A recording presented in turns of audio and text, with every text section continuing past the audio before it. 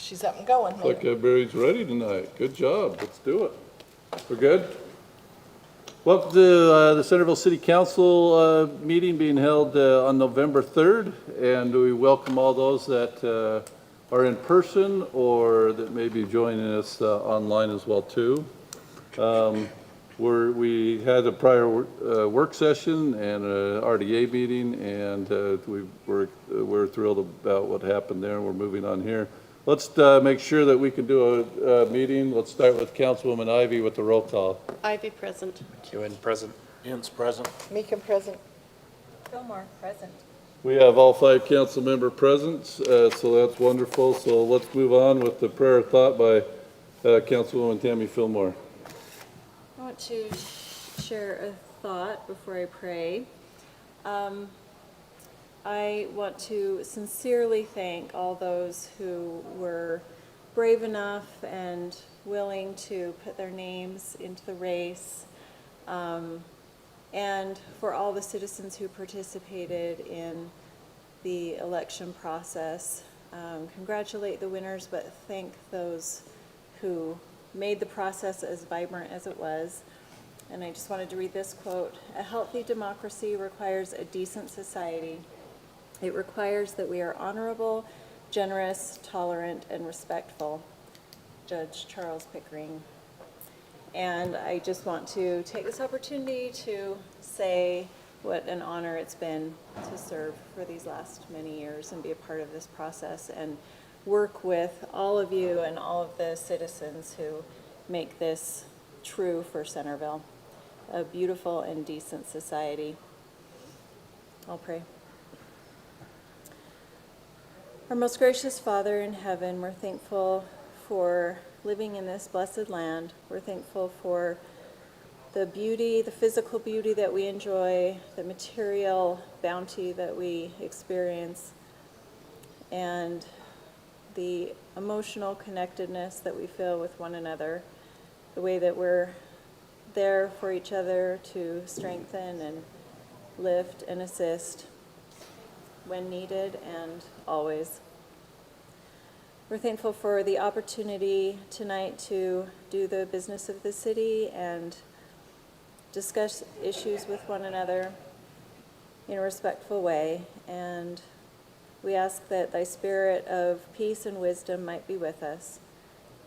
Again, we're thankful for the opportunity to participate and to have this great form of government that we enjoy. And we say these things in Jesus' name, amen. Amen. Thank you, Councilwoman Fillmore. If you'd all rise and repeat the Pledge of Allegiance. I pledge allegiance to the flag of the United States of America and to the republic for which it stands, one nation under God, indivisible, with liberty and justice for all.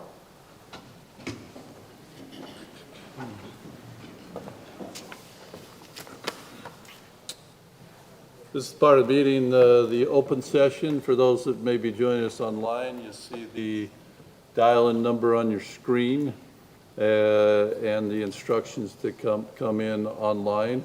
While those online are figuring that out, we'll also welcome those that are here present with us. If there's anything that they want to discuss on the open session, just introduce yourself, your name, where you're from, and try and limit your comments to 2 to 3 minutes. So that's now open and available.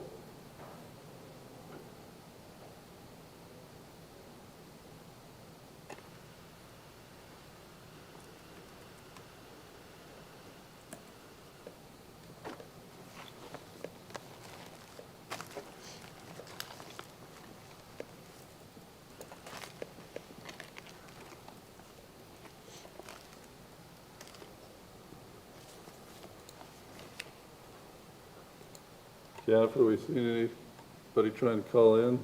Sometimes we don't give it long enough, so I try and get enough time for those that may have struggles to getting in. Seeing that there's no comments from those in person or those online, we will close the open session and we'll go to the item number E, the business of the meeting. The first item on our agenda tonight is the Legacy Crossing, Lot 2 and 3, agreements and easements. There's quite a bit in our packets about this. Lisa, do you want to give us some idea on this, or? Yes, thank you, Mayor and Council. Tonight you have before you 4 agreements for the Legacy Crossing development. JF Capital is looking to develop lots 2 and lot 3 in that development. And back in July of this year, the City Council approved the plan development overlay, some amendments to the overlay rezone, as well as an amendment to their final subdivision plat. So that was back in July, and we've been working since then to pull together all of the governing documents that govern the development. So we're just trying to make these, the development agreements and the easements consistent with what has been approved already in the PDO, which is essentially changing the uses, the parking, and the detention basin easement areas. So these should look familiar to you, but the first item we have is an assignment agreement. As you're aware, under Section 60 of the development agreement, if anybody buys property within the project area, they have to sign an assignment and assumption agreement agreeing to be bound by the development agreement. So whenever we do a development agreement amendment, that's the first thing we check. And yes, there's usually new property owners, so we make them be contractually bound at this point before we enter into the next development agreement amendment. And the next item is that development agreement amendment number 5, which again is just making the uses and the parking and the detention basin clauses in the development agreement consistent with the PDO approval. And then we also have the 4th amendment to the declaration of parking and cross access. The city is not a party to this. It's actually a private cross access agreement, but in terms of the development agreement and the approval, we still review that and want the council to accept it and approve it. And then the final document is the Stormwater Facilities Maintenance Agreement, which you've seen a few of these. I think this is the 2nd or 3rd one, but again, it's just required under our UPDES permit with the state.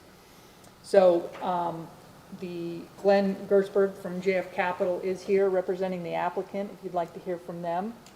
But staff is recommending approval of all of these agreements tonight, as well as the amended exhibits, which are quite a few, but we just want to make sure that everything in the development agreement, including the exhibits, is up to date with all of these revisions to lots 2 and 3.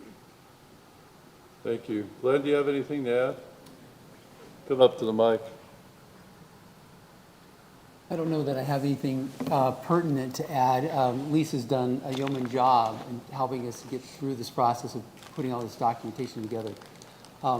Here is where the work actually begins. With your approval, we have to then go back to all the responsible parties and get the signatures that are necessary to make this effective. The nice thing is this is the last few parcels as part of this PDO. So once this is done, we're done. So it's kind of exciting. A lot of work, but exciting to have done at the same time. So we appreciate her efforts in helping us. And no more speculation about an Olive Garden. So, no, thank you. Appreciate your. Thank you, Glenn. I like your attitude. Thank you. Questions, council? Anything Glenn said, or Lisa said? This is all commercial. Yes, they're developing a retail uses. You're comfortable with all the documents because I was lost. That's what we hire Lisa for. Yes, again, this is the 5th amendment, and it's been helpful working with Glenn and his team on this. There were a lot of documents to amend, but I think they are now consistent with what's already been approved, and we're looking forward to the development.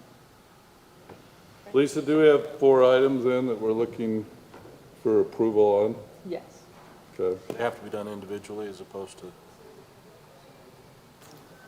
You can just list all, you can make one motion approving all of the agreements, the assignment agreement, the 5th amendment to the development agreement, 4th amendment to the declaration of parking, and the stormwater facilities maintenance agreement. So I would make a motion that we approve all the recommendations listed on item 1. Second. We have a motion, a second. Further discussion? All right, no further discussion, let's vote. Councilwoman Ivy, Aye. Aye. Aye. Aye. Aye. and that motion passes 5-0. Thank you. Thank you. All right, let's move to item number 2. We covered everything on that, Lisa, we good? Okay, just want to make sure. Item number 2 is a Civic Clerk Agenda Management System proposal. Our city recorder Jennifer Hansen has been working on this. Jennifer, were you going to talk about this system? Sure, I can introduce it a little bit. So currently, we're using Novus Agenda for our agenda management system that was purchased by Granicus back in 2017 and hasn't been maintained since that time, and so we're looking to upgrade our agenda management system. I have Hannah Meadows here. She's with the Civic Clerk, and she was going to give a brief presentation on the Civic Clerk agenda management system.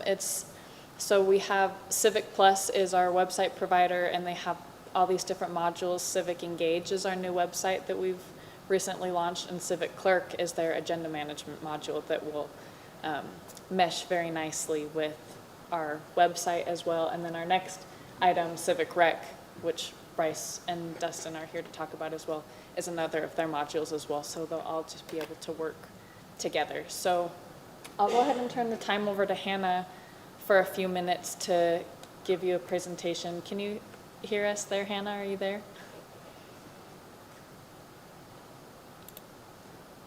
Oh, Can you hear me okay? okay, now I can hear you. Perfect. Thank you. Good evening. Yeah, like Jennifer stated, I am with Civic Plus. I work specifically with the Civic Clerk solution, which is our agenda and meeting management module. And I know that she kind of gave you guys a little bit of background in, your report there.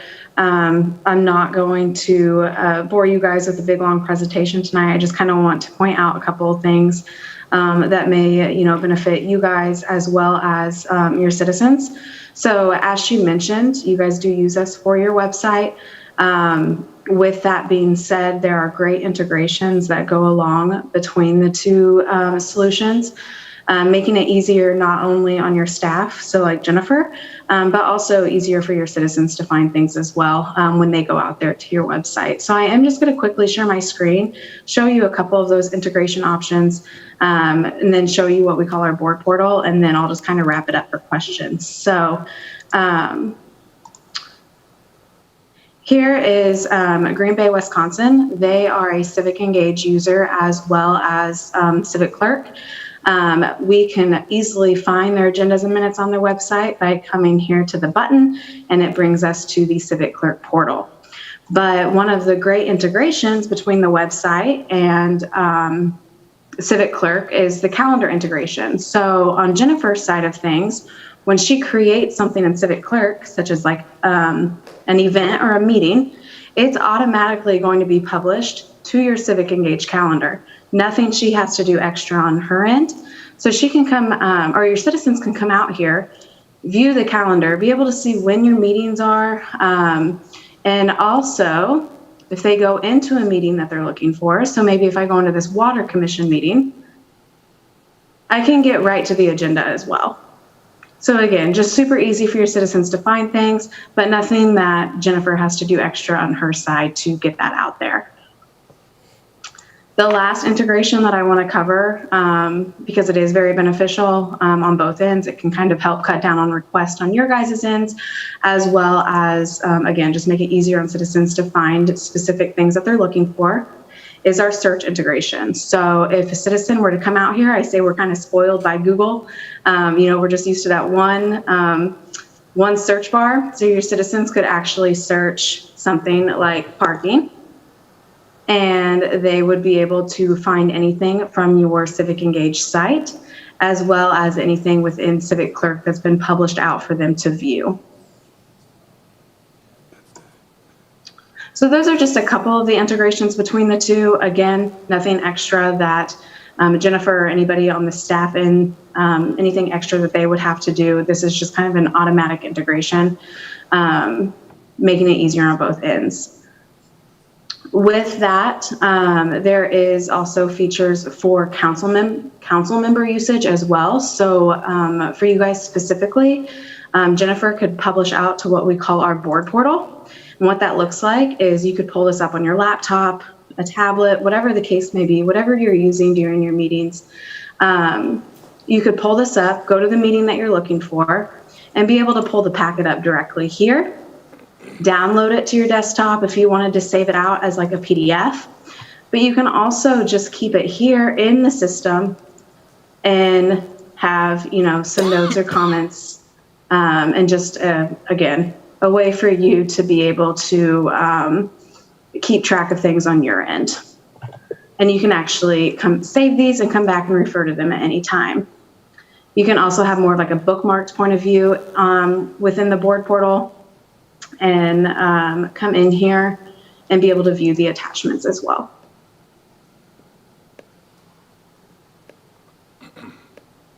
So again, I'm not going to bore you with a big long presentation. I'm not going to go into like the back end and show you guys like agenda or item creation or the minute taking capabilities, since that more is kind of on the staff side of things.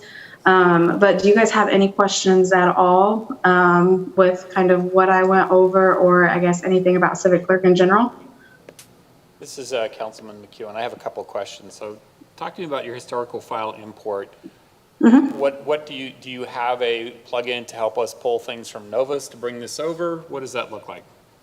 Yep, so that would be included in your project, and something that we've actually talked at great length about, because I know that was really important to your guys' staff. So with that, we do have a way. You guys would just want to get PDF versions of your documents from Novus, and then from there we can pull those into Civic Clerk.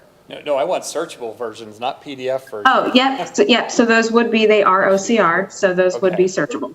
Yep. Okay. The next question related to your hosting and security. Who's your platform provider? Are you one of the clouds? Yep, so we are cloud hosted, and it would be Microsoft Azure. Okay. What do you do on the back end as far as logging so that we know who's accessing documents and bifurcating the security between public boards and private boards, because we have information that doesn't necessarily go into the public purview, and we need to ensure that the logging shows that we didn't have incorrect access? Yeah, so Jennifer could publish things out to the board portal that's not visible to the public, vice versa. Nothing is visible until she publishes it out. And it actually will show in the back end where things are published out at. Do you And we have access? things like, I'm sorry, what was that? Do you track access on that? So like IP address or user who accesses the document? That is a great question on like the IP address. That would be a hosting and security question I'd have to follow up on, to be completely honest. With that, we do have things like user permission settings that are in great depth on the back end that you could set for back end users, where they would only be able to access specific content, as well as things like agenda timelines or version control, where you would be able to see changes made within the system. But again, that's all on the back end. As far as IP addresses, that's a hosting and security question I'd have to follow up on. Okay, thank you. Yeah. I will share that Jennifer has sat through many of demos to find the right software, and this, again, the integration is great, but actually the product itself has proved to be better than the other software demos. Is that fair to say, Jennifer? And more affordable. So I have a weird And more question. affordable. I have a weird question, and it's not as intelligent as George's. So where it has the, you can search for something. So all of the ordinances and everything that we've just been putting online, when I put parking, is that going to bring our ordinances up on that? So they actually, Civic Plus actually just acquired Municipal Code Online, and so again, another great integration. So our codes will be, I don't know if you could speak to that, Hannah, the integration with MuniCode. Yeah, so as he stated, we did acquire Immunicode, so that is in the works right now, is how those two are going to integrate. So that is one thing that we are working on right now and hoping to get done rather quickly. I just don't have a specific time frame on that. But with that being said, we are hoping early next year to kind of have that integration figured out there. With that, if you have like an attachment or something within the agenda right now, as long as it's in the agenda itself, then yes, it would be searchable in that search bar. But as far as integrating with your codification services specifically, that's in the works right now. So that would be an additional product to purchase later on? We already own we've already We subscribed already to that, own. yes. Okay, that's good to know. You could expect some nominal fee to link everything up, though. Right. Just be prepared for that. I like the integration aspect of it, but I have to be totally honest. I am so underwhelmed by our city website, there are just not words. Well, that's purely on our end that we're improving. Bryce is doing quite a bit to help us Bryce? with business plans and getting our website really to the place Maybe it's where we need because it. I'm pulling it up on my phone usually, but wow. More boring, and I will fall asleep by the time I go through all the black and white to look at something. I cannot imagine. So those are features that I would love to know feedback on, because otherwise I have no idea what to be changing and editing. So one thing we just tried to do was add some images, and we have some distortion that's happening, and we're working with them on fixing that. Because on the mobile version, you can't see those pictures, but on the desktop version, you can see them just fine. So it's something we're working on with their IT to fix. It's just a technical issue, it's nothing major. Okay, I wondered if it was because I was using the mobile version. Yeah, and I mean, my whole push is to go mobile friendly. When I look at the analytics, we're almost 90% mobile than we are desktop versions. I mean, most of your desktop views are coming probably from within this city office building when we're using it on a daily work environment, so. Okay. But yeah, any feedback the council has, just shoot me an email and say, hey, let's change this. I saw this. Let's try to integrate this. We can definitely do that. So it's very robust. Have another training coming up on Monday to, again, get more employees trained up to make the changes that we would like to see. We still have a lot of work to do, and I appreciate Bryce. He's very knowledgeable in this and giving us some good direction on where to go. Yeah. We assign him the phone systems too, as we wait for an available agent. I hate the new phone systems, absolutely hate. Just for the record, We love them from I'm the a staff council side, just so you person and know. I hate them. And then they say, we'll see if they're available, and I feel like I've bothered somebody. I mean, instead of saying, sorry, they're not my favorite. You're right on the mobile-first approach. The analytics all support that. Yeah. The term is being bandied around at the state level, government in one hand. So anything we can do to make it one-handed is perfect. Yeah, and the scrollability, that's the other issue we're working on right now. We don't want to work on a whole lot of scrolling. We want to make things really quick and easy. That's where the search feature comes in. That's the big push right now, is people can search with that search bar. So that's the big push. That's why you see it the first thing when you see it when you go to your phone. So do we want to consider any more questions on Civic Clerk? I mean, it's Civic Rec, they're all the same company, I would guess. You want to see the presentations all at once, or do we want a motion for, on the Civic Clerk first? It's entirely up to you, Mr. Mayor, how you want to do this. So talk to me about the cost. So the cost, Compared to what we've done with Novus, because I know Novus was a big jump. you got this? So I should have known the exact number off the top of my head, but right now, the annual cost for Novus Agenda is about $4,500, and for Civic Clerk, it'll be about $4,000. So it's actually cheaper than what we're paying for Novus Agenda. We will have a little bit of overlap because our contract with Novus Agenda expires in July, and if we approve this, we're hoping to start implementation as soon as possible. So we will have a few months of overlap between those two costs. But once Novus Agenda drops off, then this is actually cheaper than what we're paying for Novus. And we don't suspect we'll have to maintain one license to access the data with the transfer of that data. We should be okay to let Novus go. The challenges of why the need to shift is it's a lot of work on Jennifer on the back end, even to make simple changes. She has to call customer service, ask them to make a simple change. It's really just a coding thing that should be pretty simple. And so we appreciate Civic Clerk. They're maintaining, it's part of their ecosystem, so. Well, and it sounds like just in your time allocation, there's going to be savings there. Absolutely. I spend a lot of time duplicating agendas to post them in different places, and this will be able to do it in one click of a button, so that is good. But what will you do with all the time? All the See the rest of my world. job. The rest of your job, and the 5 other jobs they create for you. So the 4,000 does not include, that's just the agenda part, right? Just the agenda. So then there would be the additional for the rec part. Which So price will go what's our into that, total? what we pay sportsmen's, and then what the new fee will be. So the costs that we have to worry about for both are the setup costs, because there is a cost to set up each.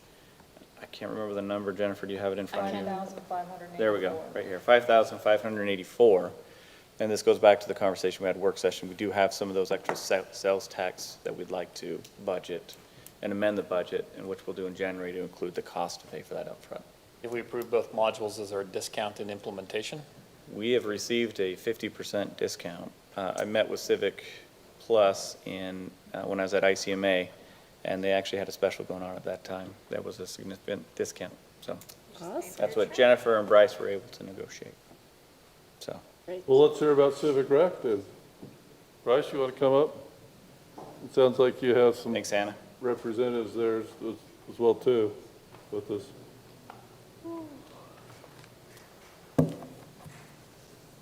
Yeah, so council, thank you for the opportunity. So I'm most familiar with Civic Rec. I've been using it for the last 10 years. I actually started the birth of their company. Used to be called Rec One, then they got bought out by Civic Plus, and it's something we used in Hurricane for a long time, and it works out really nicely. They complement each other. Right before I left Hurricane, we had added Engage, Clerk, HR, all the modules, and they talk really nicely with each other. So as far as Civic Clerk compared to what we currently have, basically the best way to describe it is Civic Rec's the Cadillac version of the recreation software right now. It's the what version? The Cadillac version. They have a lot of features. This is going to sound really bad, and Dustin will probably hate me for it, but when I was in Hurricane, I always teased them that we only used it at like 60% capacity because there were so many features and so much opportunity to grow. The thing that I love about them is that they just are constantly dumping money into their software. I know they just committed $1 million just to Civic Rec this next year to add a whole bunch of features to the registration process, to the user side. It's constantly evolving. There's several sister cities here in our Davis County area. Kaysville City uses them. There's about 10 or 12 other cities in Utah that use them as well. Any questions for me? What system are we using now? We use a system called Sportsman. And how long have we had that? I don't know. 5 years? Yeah. So again, same process. Bryce went through and set on a few demos to make sure that we find the right software. And of course, with his experience in Civic Rec, that helps, and our integration with Civic Plus is great. I recall there was a difficulty with payments with Sportsman, so how will that be improved? So that's actually That an was Blue improvement. Sombrero that we were having issues. Are you talking about the baseball stuff? That was Blue Sombrero. Okay. So one of the improvements we'll get if we switch to Civic Rec is we will add a merchant account, and we'll be able to offer a more variety of credit cards. Rather than just Visa and MasterCard, we'll be able to offer American Express and Discover at the same rate as all the other cards through our new merchant account, which will be a great feature because we get asked every day if we take those. And so it's nice to be able to have that option for people. So for the Civic Plus people on the line, are you providing us your assurances that your PCI compliance is audited and current? Question for Dustin. Yes, absolutely. The Yeah, company, we're at the highest level of PCI compliance. the company that we will be going through is based out of here, Utah, called Global Payments. Familiar with them. So Dustin or Ty, did you have more on this, the presentation? Did they, or Dustin can go into some key features if he wants. Yeah, if you guys would like to see something, I'd be happy to walk through a couple things. Go for it. Cool. Council, yes? No? I don't know that we're gonna understand it. Maybe they're okay. Well, Staff on this one. I'm going to say staff, great choice. anyways, as far as cost, it's about the same, if not a little, I think it was $30 more a year on the reoccurring side to be able to get a much more robust system. And it will make it so that we'll be able to do a lot more diverse park rentals and not sports programs, but programs that we offer in the recreation department. It has a volunteer management system part of it. Reporting is a lot easier. This really does give Bryce an opportunity to expand our offerings for rec and add it in easily and make it available. Again, easier for him to. Gives me a lot less anxiety. We don't want to take that away from you, Bryce. Learn another system. We do. So we're $5,500 to install Civic, the first one, and what's the install on this one? Estimate year one is 6,100. Yeah, and that's year one and the install, that's not just Yes, install. that's That's the same for also the Civic Clerk contract. too. So right now, currently we're paying, if we upgrade to Sportsman to compare apples to apples, they're gonna be charging $4,700 when we renew in January. So really, it's not a huge difference on the And then our recurring annual. annual on this is what? 4735. 4635. Ooh, that's pretty good. 4635. Frankly, the price is so dirt cheap relative to the feature set. If you tried to plan this whole environment, you'd spend more than that just trying to plan what it looks like and what features you're going to have. And to your point, Tammy, it's not even that we wouldn't necessarily even understand it. It's just such an inexpensive item. And again, I think the calendar integration is here as well, right, Dustin? Right, so if we add an event, it's added to the calendar. Awesome, great job. So do you Other have a motion? questions? Yeah, we have Civic Clerk and Civic Rec. They were two agenda items. We combined them together. So you want to do a motion, Councilman Ivey? I don't have it up to read it to me. I'm looking at this one on my screen, sorry about that. I do. Sounds like Councilman Fillmore does. I have to do a couple steps here, but do we just do a motion to approve the expenditure for Civic Clerk Agenda Management System and Civic Clerk Recreation Management System? And approving Second. the contract and proposal. And approving the contract and proposal. Second. We have a second. Any further discussion? All right. I think it's a great way to help our citizens feel like government is transparent and available to them. Yeah, you do. I think it's Good point. Really good point, Councilwoman. Yeah, that really is. All right, any further discussion? Let's vote. Councilwoman Ivey. Aye. Aye. Aye. Aye. Aye. Wonderful. That passes 5-0. Thank you. Awesome. Thank you. And Those Dustin. from Civic that were enjoying this. So you get 2 weeks to set it up. Have fun. Thank you guys for your time. 2 weeks. I'm in trouble. Have a great night, guys. You as well. Okay, let's go to item number 4. This is the Providence Mental Health Services Agreement for Police Department. Chief, you want to come up? Yes, thank you, Mayor, Council.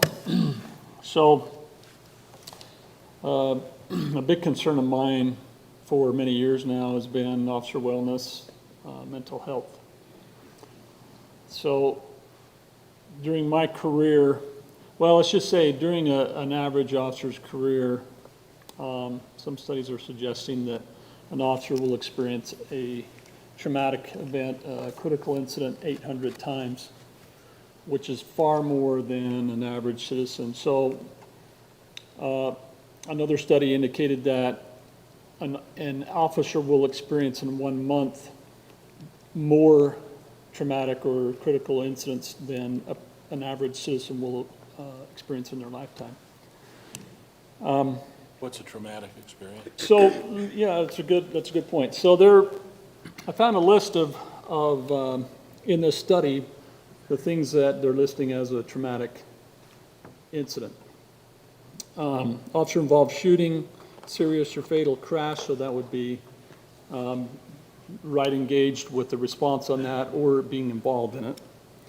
Victim of felonious assault, death of a colleague, and on duty, felonious death, near shooting situations, severe trauma involving the death of a child, multiple death situation where you have lots of death, maybe a terrorism attack, and there was one more, and I can't remember exactly what it was, but I look at my career, and I experienced all those things, with the exception of the officer-involved shooting. That was after, well, I experienced all those things in the first 20 years of my career. The officer-involved shooting that I was in was after my first 20 years. But I have experienced multiple fatal crashes. I've been multiple times a victim of felonious assault. I've had several colleagues of mine die that I've been friends with who were feloniously killed. Multiple times near shooting situations, lots and lots of death, and many cases where it was a child in a traumatic situation. This week I've been attending the CIT Academy, the Crisis Intervention Training Academy. And as part of that training today, they talked a little bit about, so the training is a focus on officers and how we engage and interact with people who are in mental crisis, and talking about different types of situations where people might be in a difficult mental state when we're dealing with them. And it could be maybe just that they have autism and there's some kind of a crisis situation going on with them. They may have PTSD, a number of things. But they did spend a little bit of time on officer wellness and the necessity of watching out for our fellow officers. And they said that about 15% of officers are exposed to enough of these situations that they are diagnosed as having PTSD. So if you look at the career of law enforcement, not only are you responding and dealing with these critical incidents on a very regular basis, but you're also working shift work. You're working holidays away from family, you're missing family events. There's trauma involved with court, where you are put on the stand and groomed over the stand. There's any number of things where you might have just added stress and trauma on that. While I was serving as lieutenant, probably something that isn't very well known, one of our officers was experiencing a mental crisis in his life. And he, while in our patrol car, put his service duty handgun in his mouth and was prepared to kill himself. Fortunately, he did not pull the trigger, and he no longer works for us. He's no longer in law enforcement. Just within the last couple months, an on-duty officer in this county attempted suicide. He was airlifted out, and they saved his life. About 2 months ago, I attended a funeral in Brigham City. Brigham City sergeant died by suicide. And my friend Mike Nielsen, the chief up there, I watched him as he dealt with that situation. I don't ever want to have to deal with that. So this has been a big concern of mine for years, and especially as I've taken over as chief. We've tried to tap into resources and develop programs. We've been developing a peer support program, which has been very useful. Troy Cash has been kind of heading that up. There was a situation where a one-year-old child was run over and killed, and he really stepped up on that and did a lot of work to help officers that were traumatized by that, and dispatchers.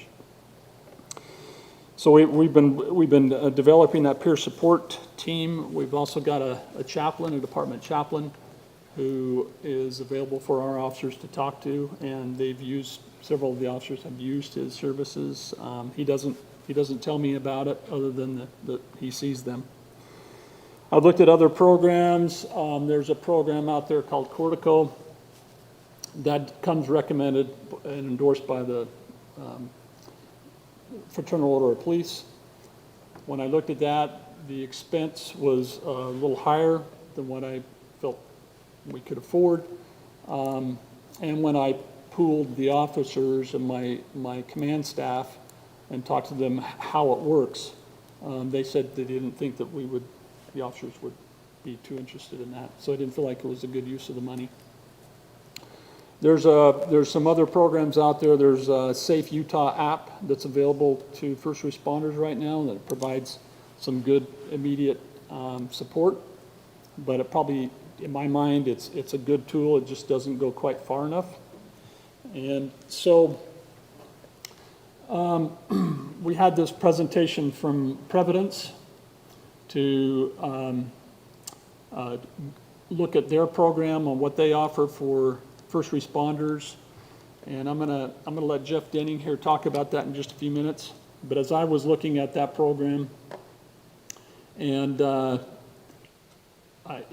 what I did is I called up Chief Eric Young, a friend of mine with Ogden PD, talked to Eric, and their department has taken it on, and I wanted to find out from him what their feelings and results were on it. His word was phenomenal. It's been phenomenal for our department. It's made just a fantastic positive impact with their officers. It's been a morale booster. It's been something that helps with their recruitment and retention. Earlier today, while in this class, there was a Kaysville officer that was there in attendance, and he mentioned that their department has actually hired a mental health professional to be a consultant with any of their officers. So they have someone on a leash. So this is something that is definitely needed very much. And so the cost on this for 1 year is $3,411. The agreement would be a 3-year agreement, and then renewable after that on a year-to-year basis. We have obtained a very generous donation from a couple, a married couple here in the city who has wanted to remain anonymous, but they wanted to do what they could to help the department as far as the wellness of the officers, and so the money is there to pay that first year. It's already been donated to us. It would be something, the ongoing charge though, year to year, that $3,411, and so that would be something we would have to put in our budget. After 3 years, we could either drop it and move on to something else or whatever. But I wanted to have Jeff come up real quick. He's a retired Salt Lake City PD officer. He's been involved with the peer support program quite a bit. I wanted to have him just talk a little bit about Providence and what it is that they do for officers and what they found. Thank you, Chief. Appreciate it, Mayor, City Council. Thanks for letting me come and speak with you a little bit about that. It was pretty impactful to hear some of the stories about and specific traumas that the Chief mentioned. I'm all too familiar with all of those. And as a former negotiator with Salt Lake City Police Department and in peer support, there was a time that I was negotiating more with police officers than I did on SWAT call-outs, trying to help officers not end their lives by suicide or jeopardize their career by doing something foolish. So what Providence does, we've been working with the Department of Defense for 17 years and had a sole source contract with them, and a couple of years ago we decided to get into the public safety realm and started first with Ogden Police Department. And just as a side note to what Chief Child mentioned about Kaysville, while they did hire an in-house therapist, they also signed with us here recently as well. Because having a therapist just isn't enough. What we do, and there's no one else in the nation right now who's doing what we do, But we send out assessments online. All the data is served on our servers, and the individuals who take the assessments take evidence-based assessment panel, and it's calculated to determine the level of risk that they would be in and everyone is given the results of their feedback, whether they're well or whether they're in significant stress, risk, or trauma. And if that's the case, what we do is we near immediately reach out to them individually by their phone and have a human-to-human contact with them, with individuals who have vast experience in crisis, specifically with first responder population. And then we help stabilize them and then offer to them if they would like to see one of our screened and vetted and trained therapists who use the right modalities, the best modalities, to lower trauma. And the majority of the people accept that, and we link them up with therapists and get them help. And currently, right now in the state of Utah, no one's paying for it. No first responder is having to pay for that in addition. One of the nice things, and we do ongoing assessments. So we do the assessments, we give them the feedback, we have vetted and screened therapists, and then we continue to do ongoing screening to measure their wellness and to give scrubbed analytical data to the chief, who could then get a snapshot without knowing names, because it is confidential, but give a snapshot of what his agency and what his people look like, so he could change or update training or change policy or help shape the culture of the organization.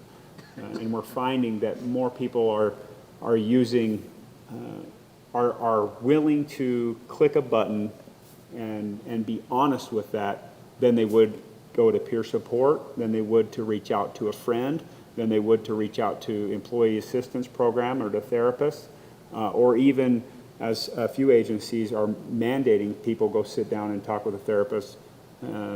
I've heard from multiple officers that they just sit there and don't say anything and then leave, or leave within 5 minutes and not open up. But it's proven that it works, and we're just happy. I will say that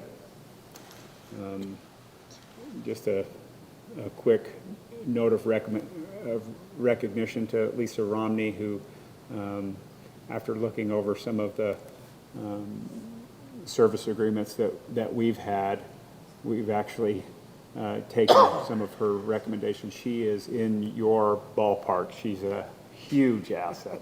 We've actually changed things based on what Lisa has done when literally a dozen other city attorneys have missed what she's missed. So we've Don't be looking at her, she's ours, and we don't let anybody even think about it. Right. And we already know that, but we always love hearing it over and over and over again. It's And she looks so nice when she turns all red.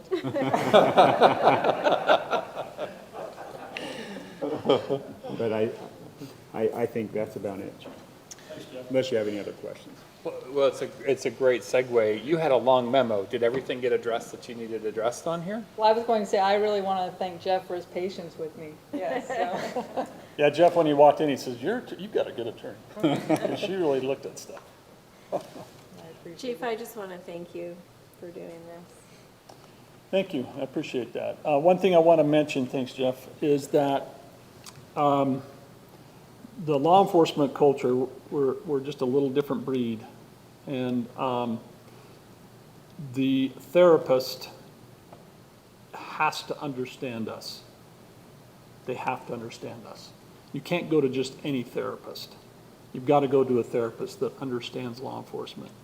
And I think that's the critical thing here. We could go to just the EAP, run-of-the-mill, whoever therapist, look them up online. They're not going to cut it. You've got to have a therapist that understands cops. And that's one reason why we wanted to go this way. We've talked about that over the last couple of years with Chief, we did implement the EAP, Employee Assistance Program, a couple of years ago. We do have a number of employees who use that, but in all honesty, the last 2 years have been tough. They've been backlogged, and getting in quickly has been a challenge, so you might have to wait 30 to 60 days, and particularly law enforcement needs that assistance right away. So Providence, I think this is a great addition to that. I wouldn't want to eliminate the EAP for other employees, but I'm going to try and look at the contract, see if we can remove officers from some. Well, I think we would still need the EAP. And we could do that too. They kind of work together. Yeah. So either way, but this is a great addition that really will specialize. And this is available to the officers' spouses, our civilian staff, as well as and our retired people too, so. So, not to ask a negative question, the fixed price contract, does that cover as much counseling as is necessary? So that doesn't cover the counseling necessarily. It covers the assessment, the immediate access. It potentially will cover some of the counseling, but at some point in time, if there's extended counseling that's going to be needed, they're going to have to tap into the EAP to help pay for that continuous. So will the EAP cover Go ahead. the therapist who has the law enforcement background, or is it only going to cover its own therapist? Well, specific to that, and there are some nuances, so having EAP is helpful for sure, but if somebody wants or needs counseling, they can receive counseling up to.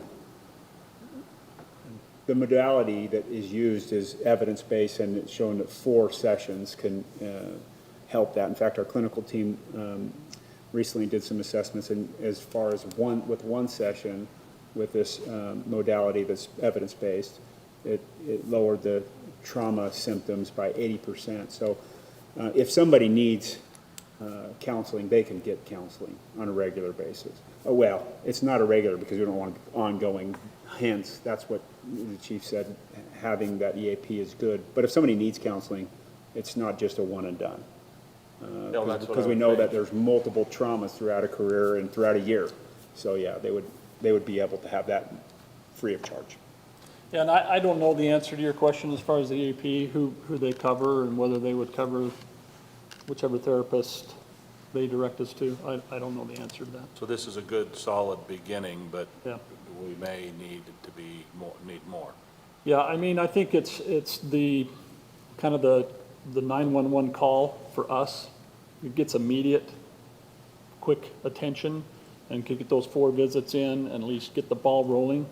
And then from there, if they need additional visits and therapy, then we've got to work that out. And hopefully, I believe it was 10 visits a year for EAP, but I'll look now, into that. yeah, so there are some other funding mechanisms out there to pay for additional, like the FOP will pay for 2 for any officer in the state. So there are some availability there. But I think the value of this is just getting that immediate, quick, and the assessments. So a lot of officers aren't very proactive about going and getting help, because we're the guys and gals that are supposed to help other people. But we don't, we're tough. We don't need help. And so by doing these assessments that the officers would do twice a year, which is online, it's confidential, we can pick up some of those problems that we didn't know existed. And when I say we can pick it up, professionals can pick that up. They're not going to tell me about it as far as specifically, what the problems are. And just out of curiosity, what's the modality?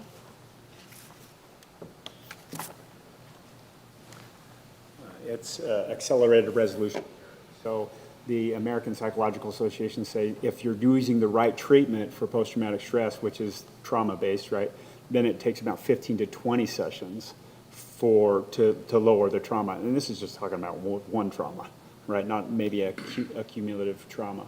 And then there's EMDR, and EMDR says that on average it's 8 sessions, and accelerated resolution therapy is 4 sessions, actually 3.7 sessions, to really gauge the statistics. And you had mentioned earlier that to this point, there hasn't been a Utah officer who's had to pay for additional sessions, so, Not if they're using, our Providence Professional Network. That's correct. is that what you were referring to? That's correct. But So you're right now, there's a nonprofit who's covering that cost. So the nonprofit's covering the cost of the 4 sessions per Per officer or per first Need. responder. Per need. Per need, yes, that's correct. And then you were saying that your organization or this nonprofit would consider extending that if the need were shown. Is that what you said? Yes, right now, but usually, yeah, yes. But you're saying If with our it comes up, capability. Okay, if it comes up, yes. thank you. Well, and to that point, Tammy, if it ever became a financial issue, you know, to me, the social contract with their officers is, we'll figure out how to handle that. That's not a problem to me. Yeah. Sounds like you've asked all your questions. Look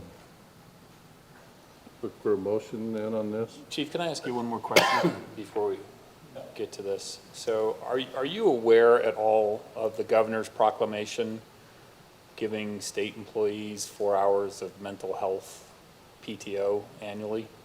Have you heard of that at all yet? I'm not. That just came out. What do you think of that? Do you think that would be beneficial to the officers to have that as a benefit in addition to this? Yeah, for sure. And I think it's something that we already do on a case-by-case. So in other words, if we have, and I had a discussion with one of our new sergeants the other day, that if an officer comes to work and that officer is just, there's something wrong going on mentally with that officer, that the sergeant is authorized to send him home, and we'll pay him for the time. But if we don't want them on the job, if they're in a bad place, if they're in a dark place mentally. Yeah, this program would be, I think, supplemental to that, with the expectation that everyone in the force takes 4 hours a year that they spend in, you know, mental health wellness type activities. Not go play pickleball, but it's, you know, Yeah. go do mindfulness and other things that are related to that. Yeah, I mean, I think we have adequate normal time off, and sometimes we have challenges getting officers off already for their allowable time that they have off now, but, Okay, I was just trying to pile on more benefit to it. yeah, So. I appreciate that. Thanks. I would make a motion that we approve the recommended Providence contract as has been presented. I'll second that. Go ahead. Motion is second. Councilwoman Ivy? Aye. Aye. Aye. Aye. Aye. That's unanimous. Chief, thank you. Thank you for the presentation. Tell it was heartfelt and that you care and you look for the best thing possible for our police force. Thank you. Let's move to item number 5. This is an interlocal agreement for, well, Jeff, thanks for being here as well. Appreciate it. This is an interlocal agreement for school resource officers. Looks like Lisa and Chief could talk about this, but Lisa, do you want to first talk about it as a staff rep? Yes, Mayor and Council, we typically enter into an interlocal agreement with Davis County School District to have school resource officers in the school, and so these are typically 5-year term. We last entered into it in 2016. I re-uploaded the red line. There's now an official red line version of the changes that they're recommending to the agreement.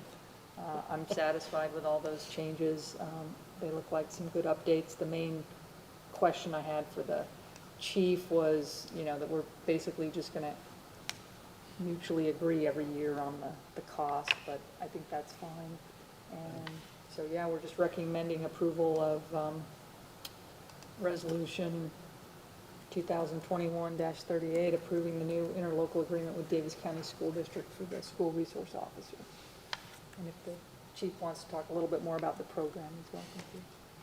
Yeah, I mean, I don't know that I need to add a whole lot to that other than We do maintain a school resource officer, Holly, over at the junior high. She attends the lunch hour there very regularly, teaches a course over there. It's a super beneficial program. Statutorily, the school resource officer is the only one authorized to handle low-level misdemeanor type crimes that occur on campus. And they've received specialized training for that position. It's a very, very critical position. And so this agreement is something that has happened. We've been in this similar type agreement for, I don't know, 20 years or something. So I recommend that we continue it. Questions? It's pretty fairly straightforward. Yeah. Do a motion? I move that we approve Resolution 2021-38, the school resource officer. Second.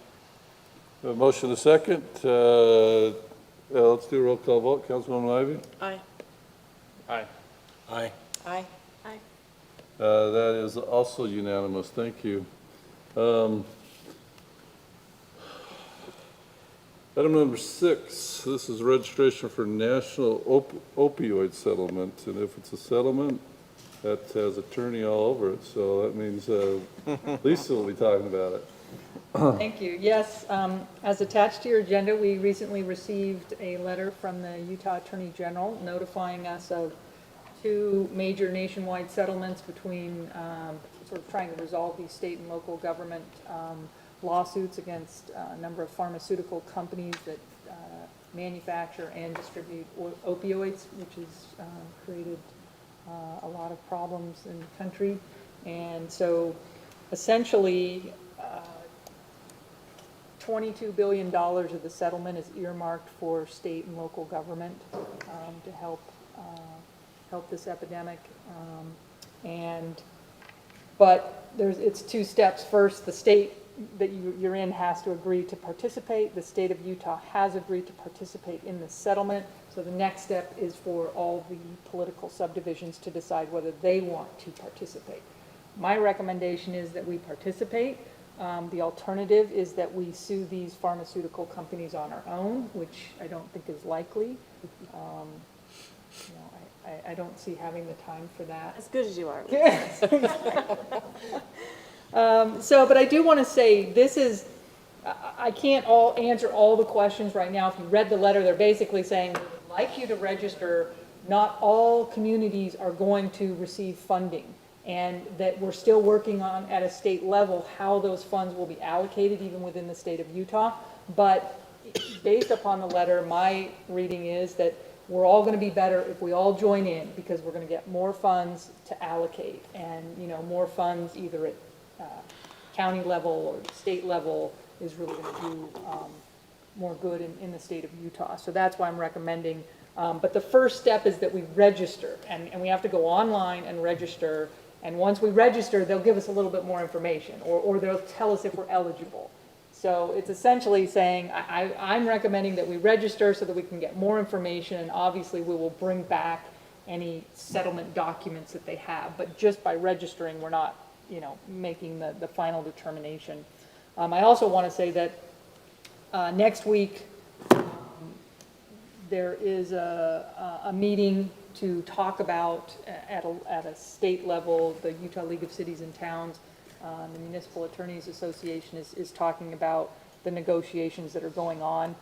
They weren't any more specific with that, so my recommendation is that you authorize the city to register, and you can either authorize the city attorney or the mayor. I guess I would recommend that you just have the city attorney do it, so that I can get online and just register, and then all those documents are going to go to me. I will bring them to you if they need any additional approval, but I will be waiting until that meeting next week to do anything with your direction, or a month, or we just have to register by January, but I just wanted to get it on there while I was reading it. So that's my recommendation, to authorize the city to register and authorize the city attorney as the representative to register and sign any additional documentation. So do you need a motion, or do you just want us to? Yes, if you could just make that motion, then we'll have it in the record that I'm that the city attorney is the authorized signer of these documents. And I think that approval, in my mind, goes all the way through the process. Again, I will be coming to you with those, but this authorization to sign will be given. Sounds great. I think we should join in, but if we do get any opportunity for victim impact statements from the community, there have been people in our community who have been devastated, and I would be remiss if we did not give them an opportunity to have their voice heard, if we have any way of bringing that forward as part of our participation. Okay, yeah, and I have the chief, I mentioned this in a department head meeting, and the chief said he wanted to be apprised of any developments and, use of the funds, and so I will copy him on most of the correspondence as well. Is that something, based on George's comment, that we ask Bryce to put something on the website so people know that it exists, or that it may exist? Yeah, I think we need to wait I guess until we wait get more until information. until you find out that there is opportunity, but if there is opportunity, then. We'll see what kind of Yes. information they need. But that's a good idea. Okay, looking for a motion. I'd make a motion that we approve Resolution 2021-18 regarding the interlocal, no, that's the wrong one. Regarding the national registration for the national opioid settlement. And make Lisa the designated signer. Thank you, and make Lisa the designated signer. Second. Motion is second. For discussion? All in favor? Aye. Opposed? Appears unanimous. Thank you. All right, let's go to summary action calendar. We do have Kevin here if you have any questions on it. We have a bond reduction, end of warranty, Woods Park PDO. We have a bond reduction, beginning warranty, Dual Creek Place subdivision, and a bid award, 1167 North Main Street fire hydrant line. In your looking at those, council, did you have further questions on those bonds? I don't have specific questions other than the ongoing Woods Park problems. Should we really be letting go of a bond? We don't have anything to withhold that bond for the items, the drainage issues. We've approved, I can let Kevin speak to, the drainage was approved when it was constructed. Any changes thereafter is not, we can't hold the bond up, is guess what I'm basically trying to say for those items. They have completed the items. And I'm happy to take the heat on this one. We've been holding this bond for a long time. I don't believe we have the legal authority to hold it, and it's my recommendation that we return the money under the terms of our agreement that we entered into with the developer. It was much more How much money eloquent, is it again? eloquent than I would say. Thank you. Yeah, so one bond is for 52,000, the other's 76,000. There were two different bonds. Gosh, we've had them for a long time. Have they came knocking and asking for them, or why have we decided to release them at this time? Again, legally holding on to them. So we monitor all of our all of our development improvement bonds. At any given time, we have about, $1 million to $1.5 million that we hold. And so we review those quarterly with a committee, and we track those, and we make sure, are they in warranty? Do we need to do something? Because essentially, we are a fiduciary for the developer's money. If they comply with the terms of the improvement agreement, we're obligated to give them their money back. And so we have been kicking this one down the road for, a year now. I know we've been trying to get them to amend the plat and do things, and I think the developer has been cooperative. And at this point, it was some of the residents that weren't willing to sign the amended plat. So again, that's just our recommendation. I know it's a difficult one to approve, but we have been holding that money for a long time. And in my opinion, it's not money that we can use to fix the problems or the issues that appear in the development.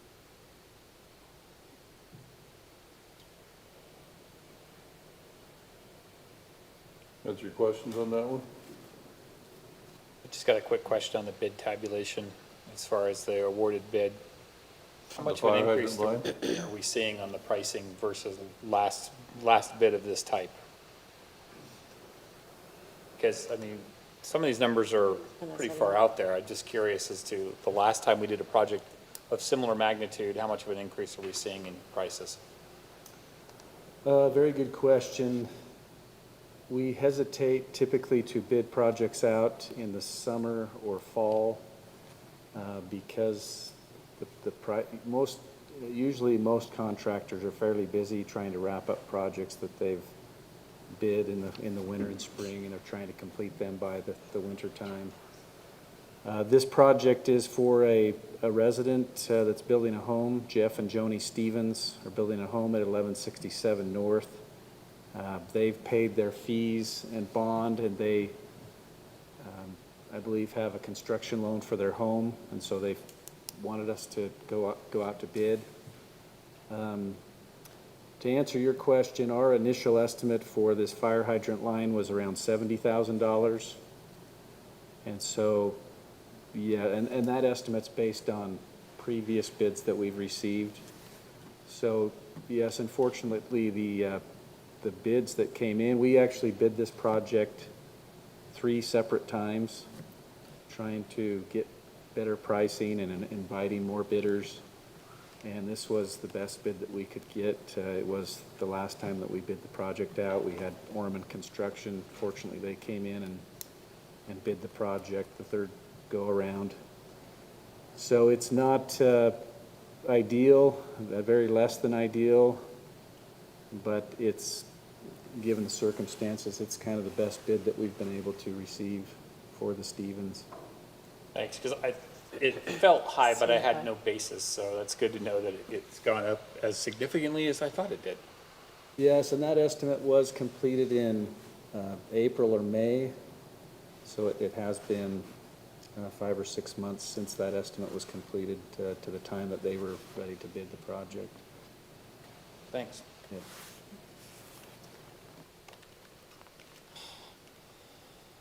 All right, do we have a motion on the summary action calendar? Move that we approve the 3 items listed in the staff report for the summary action calendar. Do you want me to state them? Is that all right? I think that's Point of a summary action calendar, right? Yes. Have a second? Second. All right, let's do a vote. Councilwoman Ivy? Aye. Aye. Aye. Aye. Aye. That motion passes 5-0. Thank you. Item number 8, this is minutes review and acceptance of the October 19, 2021 City Council meeting. Does anybody have any changes to those minutes, comments on them, or do a motion to approve? Motion to approve the minutes as recorded. Second. All in favor? Aye. Opposed? Great. Let's go to item number 9. It's for our city council report. It's Councilwoman Ivy's turn. Thank you very much. So I sit with 2 groups from the city, except that right now I've only been with one because we don't have a full quorum assigned for the Landmarks Commission, so they are not functional right now. We're still waiting for an additional member, possibly 2, as those terms have expired. So let me tell you a little about the museum. The gardens were a rousing success. I don't know how many of you were able to go over and look at them while they were in their glory during the summer, but they've been cleaned up. The inspection will be tomorrow, and we actually have people on the waiting list for next year. So they really, really appreciate that. The Parks Department. Do people get a preference if they had one in 21? Do they have a preference on 22, or is it first come, first served? I think it's first come, first served, but the ones who have done it before are the ones who know that they need to jump on the list. That's just I'm just curious. my guess. If I'm wrong, I'll talk to Lisa this week and let you know. But the Parks Department does come in and till, and they'll be helping to prepare it for the winter. Can I jump in again? Is the demand a lot higher than the number of plots we have? I don't remember how many we turned away, but we have been filling all the plots. I don't know that it's a lot higher, I but think it's higher. I brought this up before about the Randall property and using it to add more plots, but there's a lot of chunks of cement and things. But is there the capability to add more soil and I don't know. It's an interesting question. I don't That remember is an coming interesting up. thought, because I know he did quite a bit of gardening there, but I don't know that we turn very many people away. But It's is my it, understanding. does it constitute a My brownfield site? understanding that Can we you eat just what need comes to out of pay that for it. garden? Well, I mean, honestly, like, long-term, On that's his what side, I, it should be. that's what I might envision, is that, with the plan that we have in place currently for that spot, there's going to be kind of a hardscaped, beautified area behind the museum, where the plots currently are. So, again, that process of like reevaluating that whole plan and what we want to do for that museum space, maybe keeping this spot available to transfer them over. that could be good. Could be good. I'll mention it to him in our meeting tomorrow. The State Preservation CLG grant is being accepted for next year. We need to have an application in April, and we've been invited to submit an application. The state really likes what the museum has done with the money they've given. In fact, Debbie Dahl, who's on the museum board, has accepted the responsibility to write the grant. And we have also had, let me think, their names, Lisa Buckmiller and, I'm gonna forget her name. Another one from the state historical preservation that have come and reviewed the things that have been done and are really, really impressed with the quality of work. It's a tricky thing to do restoration things with an old building when the techniques are not commonly available in the construction industry anymore. So when you're talking about having to do some handwork that's not a normal construction thing anymore and really having to find specialists, they've done a great job of finding those people. We've had a lot of people coming to the museum. This past week they had a haunting. There were storytellers. It was going to be outside, but it was bad weather, so they went inside. But they had 104 people that came to listen to storytellers tell original spooky stories in the museum. And Here in this room, I presume? in the museum. They had 104 in the museum? 104, they divided them up among rooms. Wow. Cool. So it was a great turnout. And Claudia Cole has been working on moving the documents from the metal filing cabinets into archive boxes so that we can then have them digitized and the preservation will be able to be more thorough. So we're really, really excited about that. The outside tour continues to be a hit.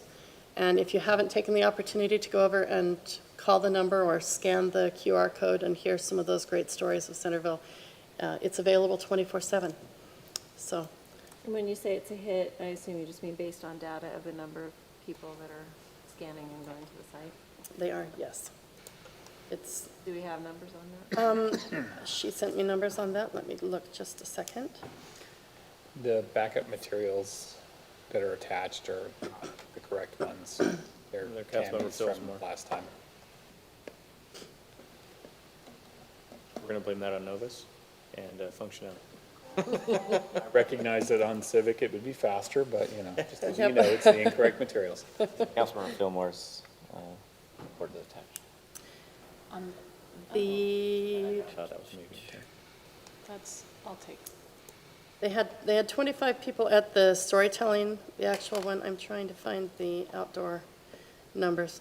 They've had 386 visitors since the tour went live. So Pretty good. that's a lot of people learning about our history, learning about our roots that wouldn't have been able to otherwise. So they continue to do good things. That's And my if report. one person downloads it, it's probably a mother or a father, and there's probably 5 or 6 that go with that. Could be. And there also are people that walk in and people that come specifically for the geocache and, other types of things. But 386 for that outside tour. When did it go live? I talked about it in my last council report, so it's been during the middle of the summer is my October, she's going to tell me the number just a moment.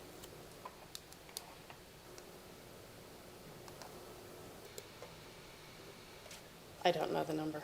That's If fine. I'll get it from her. How many months it's been. So that's my report. Very good report, Doing well.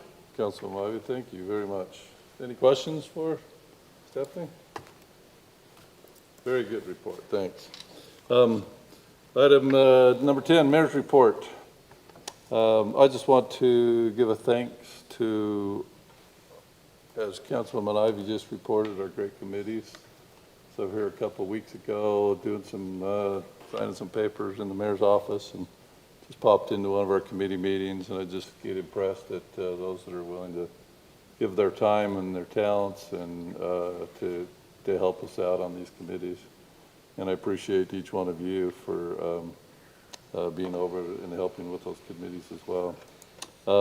Last week I had an opportunity I sit on the Centerpoint Theater Board, and they had their board meeting, and I also sit on the finance committee there.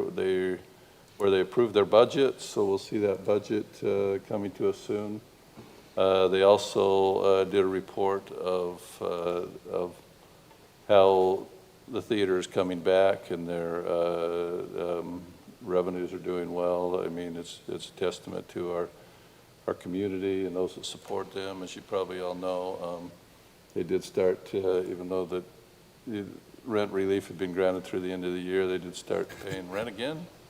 And so we will look forward to having their budget come to the RDA.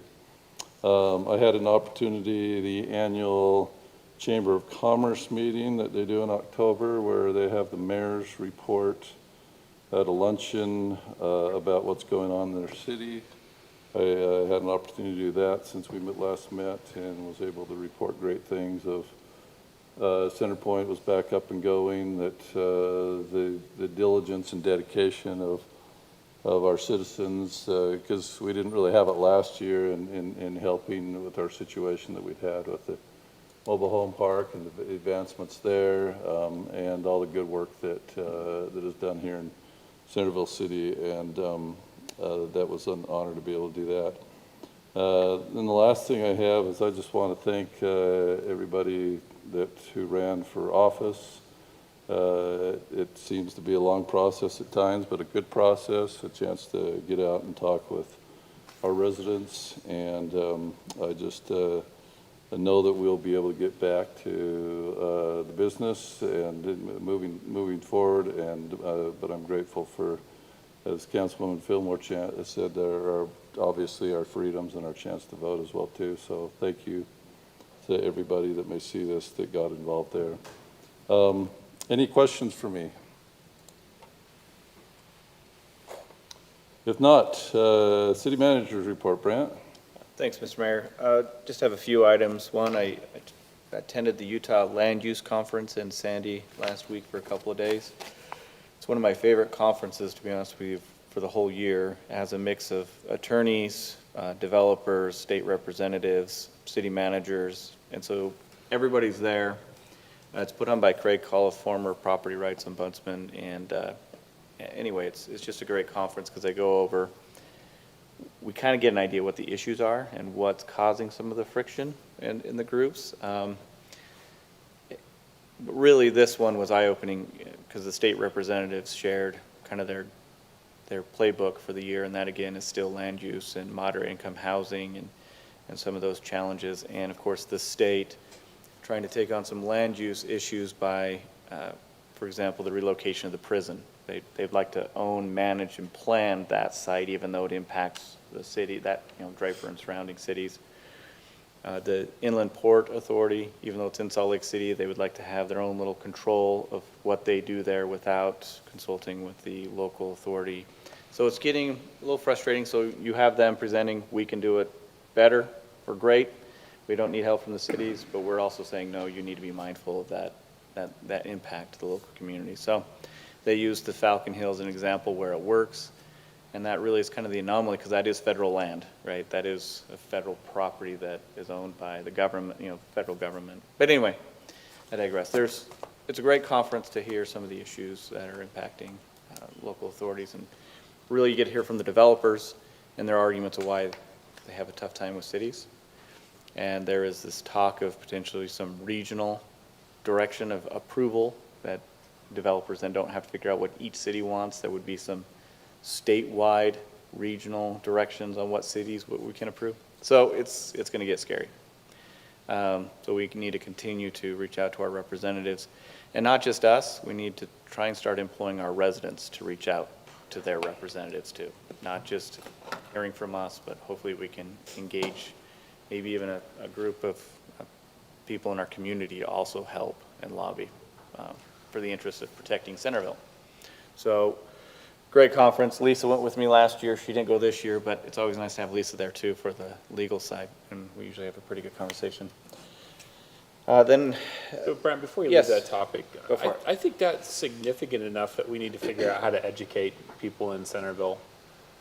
I don't think that we can just mention it in a meeting and say, hey, by the way, regional planning may change the face of your community. Yes, so I totally agree. So December 7th, I'm hoping the mayor can help us coordinate with our state representatives coming on that meeting during the work session. I don't know, Mayor, if that's a possibility on the December 7th meeting. I think that's where we introduce it, and then we can start building from that conversation, particularly with our state representatives, and go from there. But I do feel, and this is where Bryce is going to help us out, getting information out there, that is being discussed during the legislative session. That does impact our residents, saying, this is a concern. I don't want to turn it into political, our What? Facebook. I'm just saying, it's more informational, but if there is this serious concern, then I think there are those items where we may want some assistance protecting. Well, and to your point, George, their existence is political, and this opportunity to meet with them is a good opportunity to just express that you feel this is something that's very important for the citizens to understand, and that it would be kind of a measuring stick for those that they vote for, and just remind them that that's. Yeah, it's one of those where I feel that if we are serious about our role in stewardship over the city, we have to say, hey, these are the people who are going to do these changes. You need to speak with them. There's only so much we can do. Because at the end of the day, if the community changes because overreach at the state level changes local land use policy and basically supplants why you'd even have a city, then something needs to be done at the state level.